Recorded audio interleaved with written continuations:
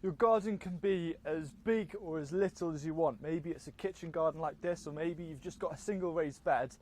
But I don't think you can call it a garden unless you have some kind of compost bin. Because compost, when you think about it, is basically the food for your vegetables.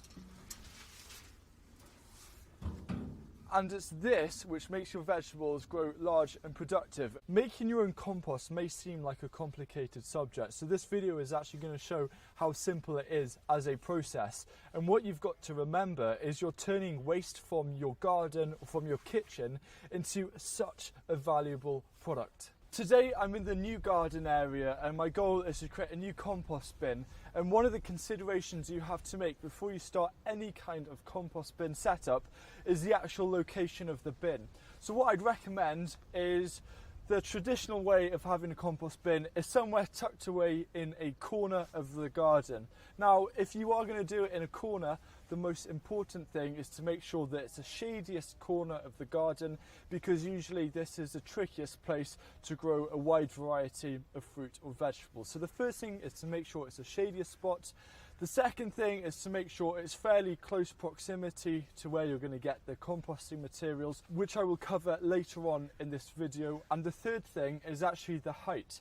So if your garden is on a slope, you want to make sure that the compost bin is going to be on top of the slope, because the actual compost materials are going to be lighter than the compost itself. So when your compost is ready, you're going to use gravity to help you take that compost back down towards the garden rather than having to lug it up a hill.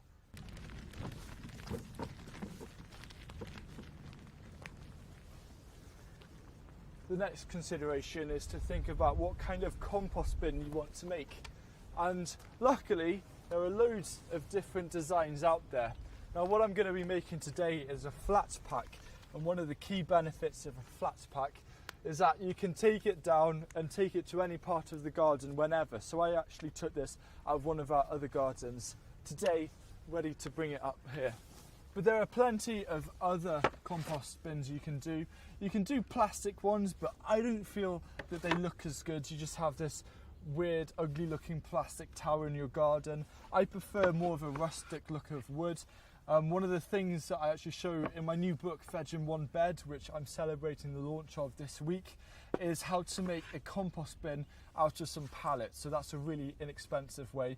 But things like flat packs, these aren't really going to cost an arm and a leg, and they're going to last a fair few years and give you a lot of compost.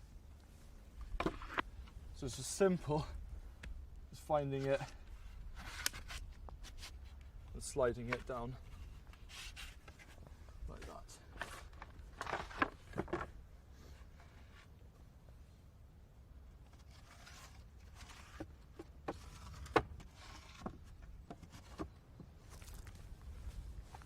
Then I'm going to get another end.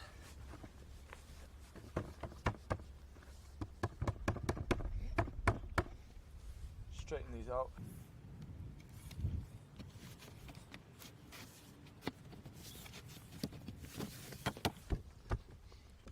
So that's one panel done, and you can just see how quickly you can put this together, and if there's anything on the ground which is making it a bit uneven, we can always come back and remove it, because it's a really light compost bin.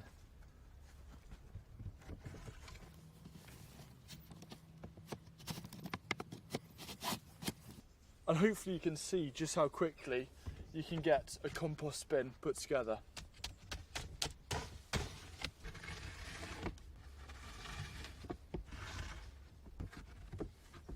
I'm just ready for the final corner post now.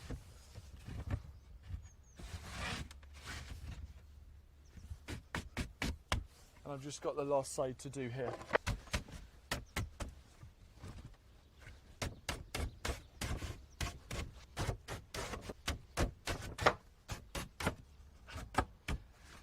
And that might have taken me about 5 minutes, maybe even less.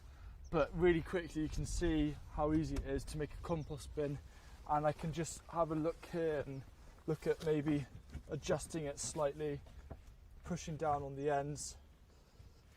But in all honesty, I am really happy with that, and that's going to do the job.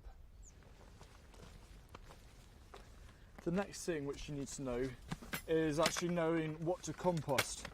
And I'll keep it really simple because I think quite a few people make it way too complicated. But there's greens and there's browns, and greens actually stand for anything that is nitrogen rich.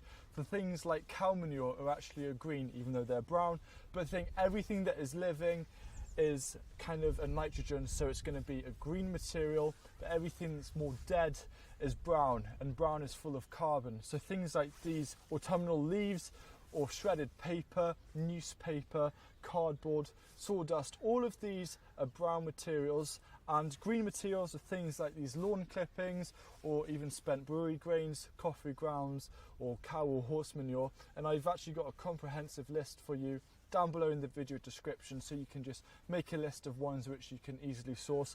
But a really important other green is a kind of things that you're going to get from your garden or kitchen waste, such as vegetable scraps or old plants.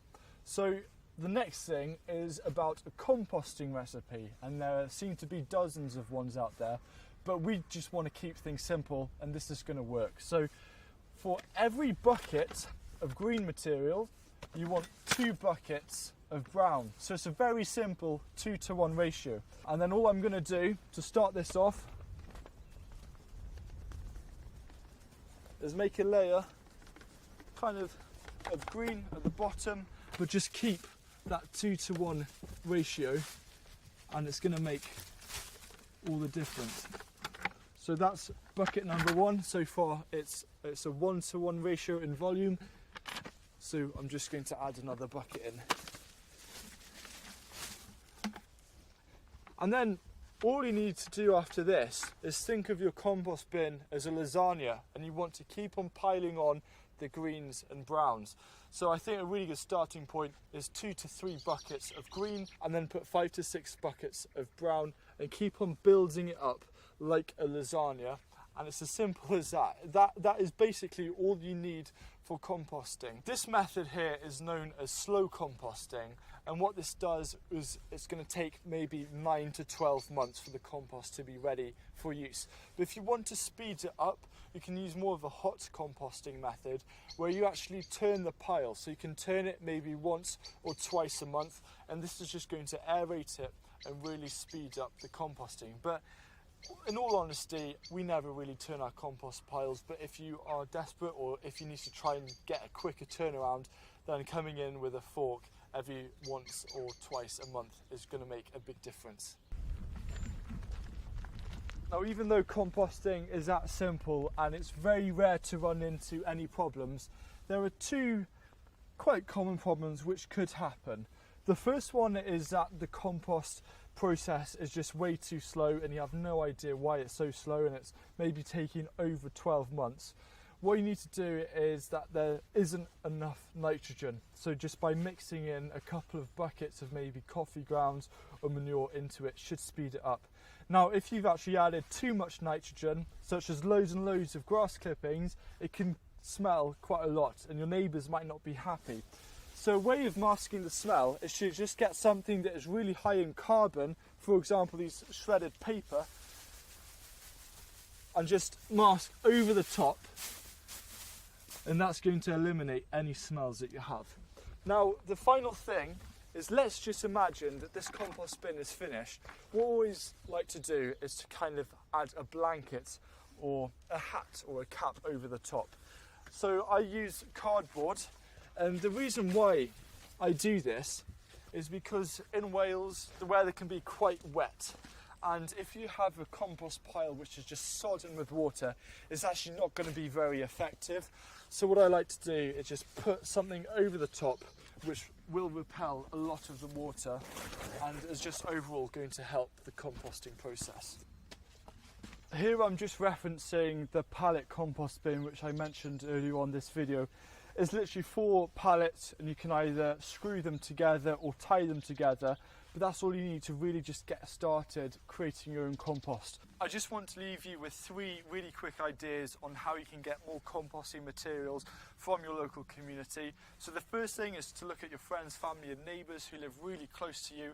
Give them a bucket or a box and tell them to put their kitchen vegetable scraps into that box, and then you can collect it, put it on the compost. Another thing you can do is contact your local cafes to leave a little box, and you can pick up things like a few cardboard boxes or even the used coffee grounds. And the final one is to contact the managers of your local restaurants and pubs and even shops, because they seem to have a colossal amount of cardboard boxes all the time. And also with the pubs and restaurants, there's also an opportunity there to get vegetable scraps as well. So that's how simple it is to get loads and loads of resources and materials. Just get started. It's really hard to make a mistake, and just go for it.